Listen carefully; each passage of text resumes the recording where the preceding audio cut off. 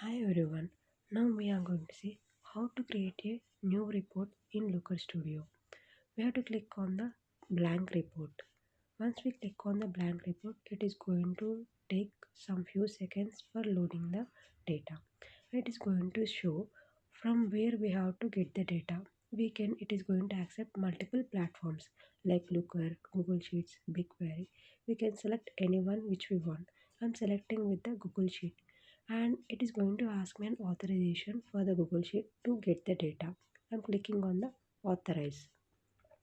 After selecting authorize, it is going to show me what are the sheets I'm going to have with me.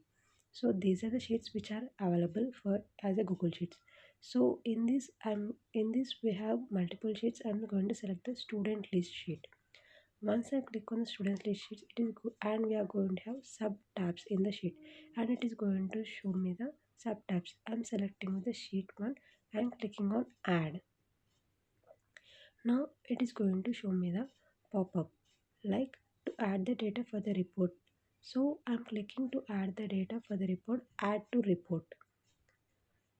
Once we add clicked on that, it is going to load and it is going to show the page. And once we can see the right side of the screen with the chart and view options and the data options, and we can see what is the data we have added in the right side of the data tab, and it is going to show the sheet name and the headers which we have in the sheet. Thank you.